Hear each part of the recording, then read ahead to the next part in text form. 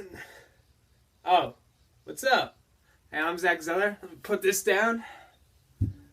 And I'm America's practical nutrition coach.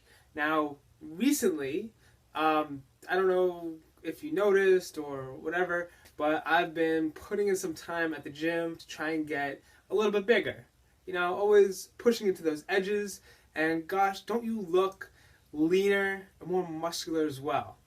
Because that's what happens. Your nutrition, your exercise, your mindset, it's all tied together.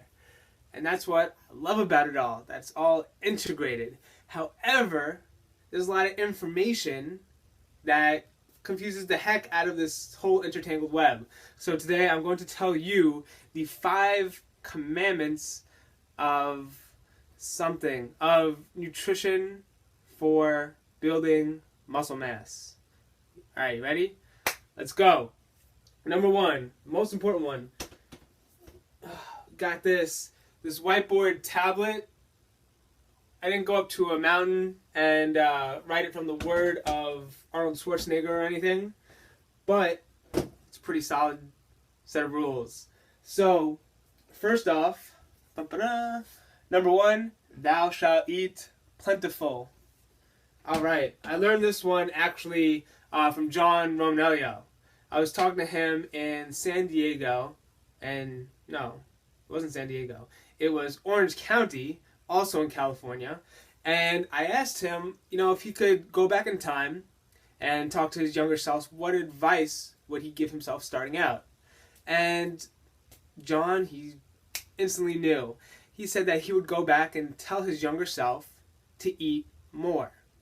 So here's the thing. Here's the big issue with this whole confusion of eating to lose fat, but eating to build muscle and to gain strength, and trying to have one way to put it all together. All right? Now, if you're strictly trying to lose mass, lose weight, lose fat, you have to eat certain caloric deficit. Yeah? That makes sense?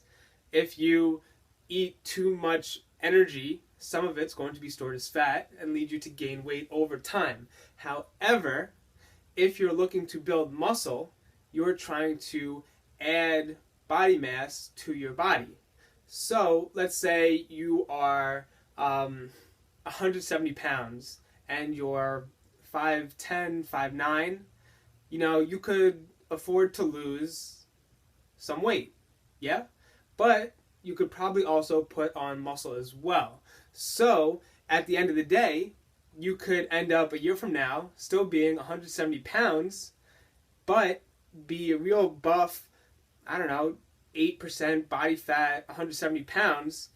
You lost maybe 20 pounds of weight. You put on, 20 pounds of muscle. So you're back at the same weight, but your body composition is completely different. The trick is that losing mass is determined by your diet, but changing your body composition is dictated by exercise, because your body responds to the demands you impose upon it. So you can eat whatever, you could diet, you could do whatever, and you can lose muscle and fat and whatever.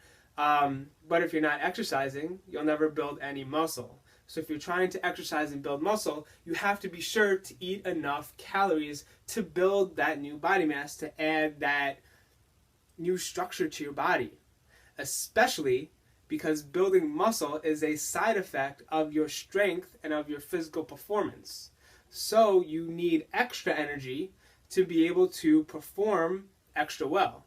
You can't expect to drive cross country in a car with your gas tank half full. You have to go onto that trip with a full gas tank, full steam ahead, just like you can't go into an exercise session without any gas in your tank, without any fuel in your cells. Because the harder you can work out at the gym, the more of a demand you're putting on the body, and the better results you can get in terms of strength, endurance, however you specifically are seeking to improve physically. So you're going to want to eat more on the days that you train. In fact, this is such a huge issue that I'm going to have to cover the other 4 points in another video. Everyone's cool with that? So I'll set it up as part of a series, I guess. But the big thing is that when you don't eat enough calories, you're really sacrificing your body to exercise more. And it's not just using the energy you burn from fat to turn it into muscle. What you're doing is you're taking away from your immune system, from the rest of your bodily processes and organ systems to really impact your health negatively. And you'll see over time, even in just 2 weeks of working out without having the nutrition to support you, that you can end up increased risk. You'll get like a stupid cold that won't go away. You'll have trouble sleeping. You might even end up injured if you just, nails you on a physical level that way. So what you're going to want to do is determine just roughly, you don't need to go really specific, just to the nearest 100, kind of find out how many calories you're eating now, and just try to increase that 10%. It's easy. If that doesn't work for 1 week, and you don't feel more energized, and you're not like obviously gaining a lot of weight from that in terms of like belly fat, then you can go up another 10%, or you can stay where you're at.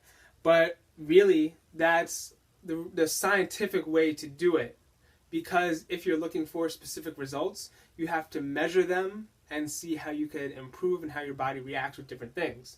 So for example, my baseline calories are at about, it's 2,700. So when I train, when I go into the gym, on those days, I add an extra 300 calories. So that's enough to get me to recover and all of that stuff. But yeah, it's not too much that it spills over into fat. Well, it was a little tweaking process at first. I got a little over fat at first, but that's what you do. You go forth and you course correct. Because otherwise, if I was just eating whatever without any regard for calories or any of that stuff, even just using that slight awareness that I am now, and I just went in to exercising and eating whatever, I wouldn't know what's working and what's not. Because there will come a point where after that honeymoon period where you're exercising, that your body reaches a plateau. And to bust that plateau, you have to change things up. You may need to increase calories, you may need to decrease calories, you may need to shift the food you're eating. We'll talk about that in the following commandments. But there's going to be that point where you plateau and you become what's known as strength resistant, where you're just not getting any stronger and you're not seeing any more change in your body. And so that comes from the foundation, eating more, eating enough to build muscle, keep your immune system going strong, keep your workout sessions intense, and keep you from losing your mind. And so you can focus on losing your weight. Alright, I think that's it. Once again, I'm Zack Zeller from DailyNutritionHQ.com. And if you like what you see, then hit that subscribe button. You can also give this video a thumbs up. And yeah, that's pretty much it. So have a great day, and I'll see you in the next video in the series.